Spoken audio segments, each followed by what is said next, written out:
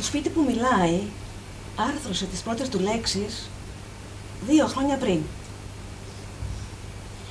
Υπήρχε μέσα μου διαχρονικά, παραμένοντας σιωπηλό. Μια σιωπή μπουκωμένη.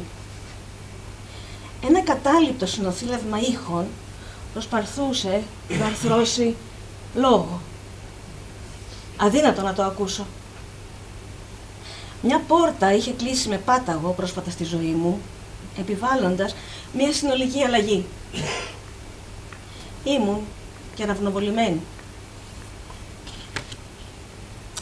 Όταν σου έχει τραβηχτεί το χαλάκι και τα θεμέλια της ζωής σου χάσκουν μετέωρα, προσπαθείς να πιαστείς από κάτι αναγνωρίσιμο και σταθερό.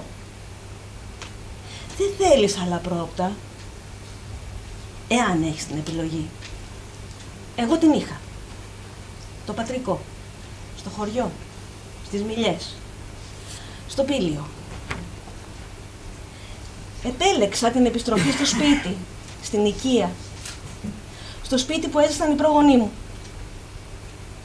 Κατέληξα στις ρίζες μου, στη γη μου, την καταγωγή μου. Είχα αποφασίσει να αναστήσω το σπίτι που φιλοξένησε όλες τις παιδικές μου αναμνήσεις, όλες τις χαρές, τις αποκαλύψεις.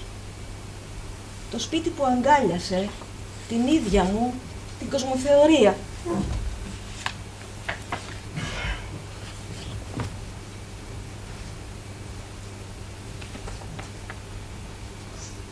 Θα μετέτρεπα το σπίτι σε ξενώνα. Ήμουν τυχερή. Η υποδομή ήταν εξαιρετική. Η απόφαση πάρθηκε σε χρόνο ντετέ. Σε ένα σχέδιο που αποδείχτηκε μακρόπνο. Ακόμα αναρωτιέμαι. Πώς πέρασαν 7 χρόνια? 7 χρόνια δημιουργίας μιας νέας επιχείρησης, ενός καινούριου πεδίου δράσης, ενός προσωπικού καταφυγίου, μιας ονειρεμένης διαμονής, ενός διαφορετικού ξενώνα. Διαφορετικού? Γιατί? Τι ήταν διαφορετικό? Το σπίτι ήθελε να μιλήσει, να πει την ιστορία του. Άλλες φορές ψιθύριζε και εγώ έστενα αυτή.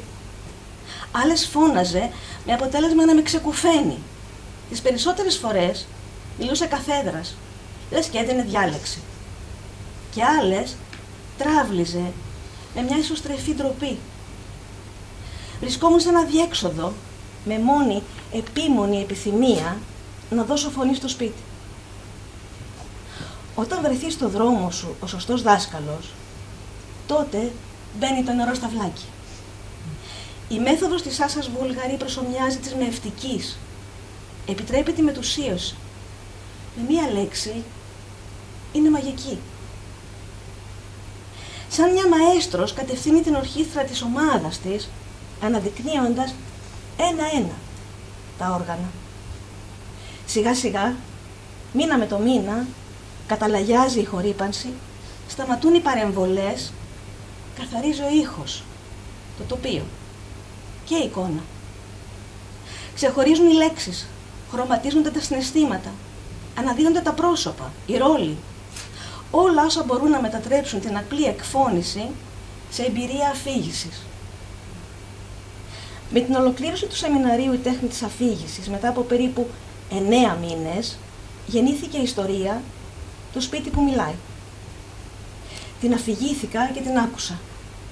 Ξεκάθαρη, λαμπερή, περιπετειώδης, ανατρεπτική, με νοσταλγία, αγάπη, δισταγμούς, προσδοκίες και χιούμορ. Η προοπτική για ευάθυνση σε αυτή την καινούργια περιπέτεια παρέμενε ανοιχτή από την αρχή. Μπορούσαμε να συνεχίσουμε για δεύτερη χρονιά προτείνοντας στη δασκάλα μας ένα προσωπικό σχέδιο αφηγηματικής δράσης. Είχα ανοίξει μια καινούργια πόρτα και στεκόμουν μπροστά σε μια βαθύτερη επιθυμία, αυτή της συγγραφής. Οι Μιλιές ήταν για μένα το στιμόνι του αργαλιού πάνω στο οποίο μπορούσα να υφάνω τη δική μου ιστορία. Ανέκαθεν, από παιδί και πιο πριν, διαχρονικά. Εμφανίζεται ο ήρωας, το σκηνικό, η πλοκή, οι ανατροπές. Η ιστορία αναπνέει, ξετυλίγεται, πάλεται. Η τέχνη της αφήγησης παραδίδει τη σκητάλη στις σελίδες ενός βιβλίου.